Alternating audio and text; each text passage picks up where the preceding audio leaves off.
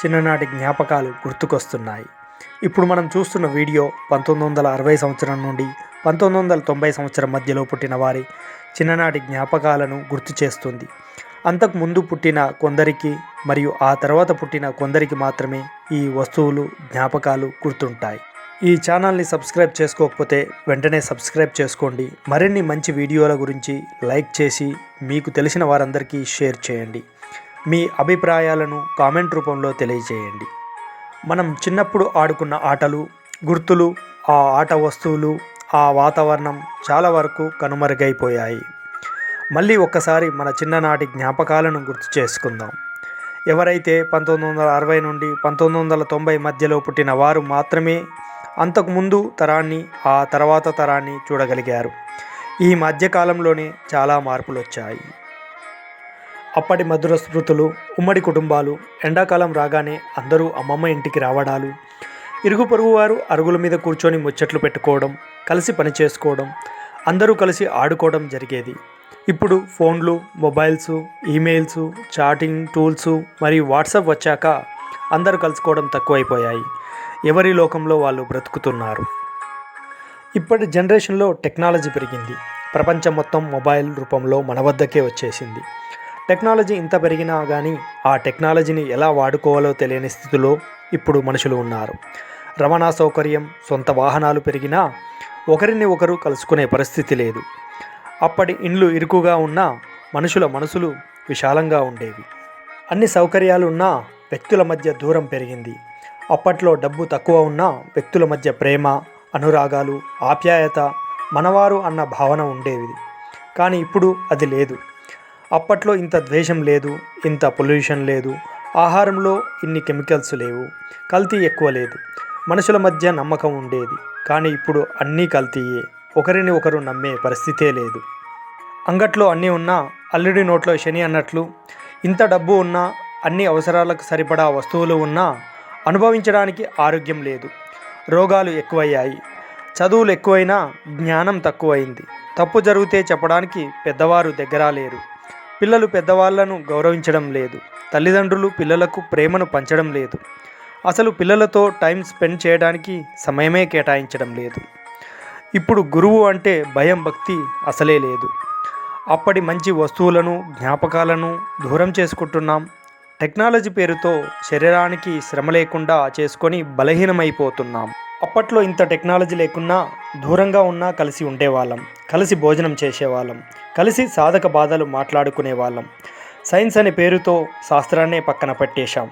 కానీ ఇప్పుడు ఇంటి ప్రక్కనే ఉన్నా కలిసి మాట్లాడుకోవడానికి సమయమే లేదు. కాదు సమయం కేటాయించలేకపోతున్నాం. అప్పట్లో డబ్బు ఎక్కువగా లేకున్నా ఉన్న దాంట్లో సహాయం చేసుకుంటూ తృప్తిగా తింటూ సర్దుకునేవాళ్ళం. అదే ఇప్పుడు సరిపడే దానికి మించి డబ్బు ఉన్నా తృప్తిగా తినలేకపోతున్నాం. ఒకరికి ఒకరు సహాయం చేసుకోలేకపోతున్నాం. మరి సైన్స్, టెక్నాలజీ పేరుతో అసలు అవసరాలను ప్రక్కన పెట్టి లేని దాని కొరకు వెంపర్లాడుతున్నాం. అన్నీ ఉన్నా మానసిక ప్రశాంతత కొరవడుతుంది. ప్రతి చిన్నదానికి కోపాలు, తాపాలు పెరిగిపోతున్నాయి. జీవితం ఎటువైపు వెళుతుందో తెలియని స్థితి. ఇన్ని రక్షణ వలయాలు ఉన్నా ఎప్పుడు ఎలా పోతామో కూడా తెలియని స్థితి. అన్నీ ఉన్నా ఇంకా ఏదో కావాలి అనే వెలతి. ఎప్పుడు భయంతో బ్రతుకుతూ ఉరుకులు పరుగులు, డబ్బే ప్రధానంగా బ్రతుకుతున్నాం. మళ్ళీ ఆ పాత జ్ఞాపకాలను గుర్తు చేసుకుందాం. మళ్ళీ అటువంటి జీవితాన్ని గడపడానికి ప్రయత్నిద్దాం. డబ్బు ఒకటే జీవితం కాదు. ఆ డబ్బును ఏ విధంగా అనుభవించాలో కూడా తెలుసుకోగలగాలి. మంచి ఆహారం తింటూ, సంపాదించిన దానిలో కొద్దిగా మంచికి ఉపయోగిస్తూ, దాన ధర్మాలు చేస్తూ సంతోషంగా బ్రతకడానికి ప్రయత్నిద్దాం. ఆస్తులు, అంతస్తులు అంటూ కొట్లాడుకోవడం ఆపేసి అందరూ కలిసి ఎలా మరల బ్రతకగలుగుతామో ఆలోచించుదాం. ఏముందులే మళ్ళీ ఆ జీవితం వస్తుందా అనకుండా ఒక్కొక్కటిగా ప్రయత్నిస్తూ ఆనందంగా జీవిద్దాం. ఈర్ష్యా ద్వేషాలను ప్రక్కన పెట్టి సంతోషంగా ఉందాం. కలిసి ఉంటేనే కదా కలదు సుఖం. అదే కదా మన భారతదేశం, వసుధైక కుటుంబం. జై హింద్. భారత్ మాతా కీ జై. వందే మాతరం.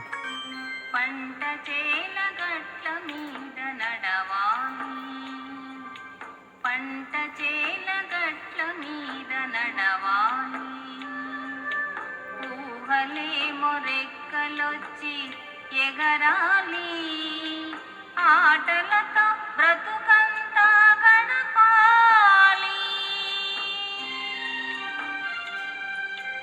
ఆటలతో బ్రతుకంతా గడపాలి. మా ఊరు ఒక్కసారి పోయి రావాలి, చూసి రావాలి. పంట చేల గట్ట మీద నడవాలి, ఊహలేమో రెక్కలొచ్చి ఎగరాలి. పంట చేల గట్ల మీద నడవాలి.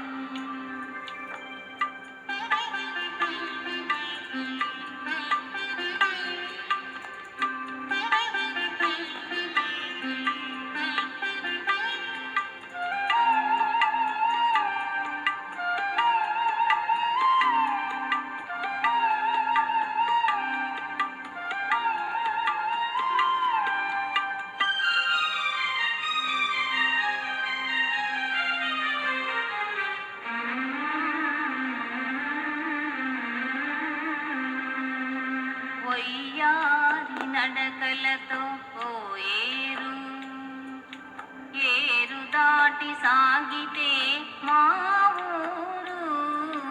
వయ్యారి నడకలతో పోయేరు, ఏరు దాటి సాగితే మా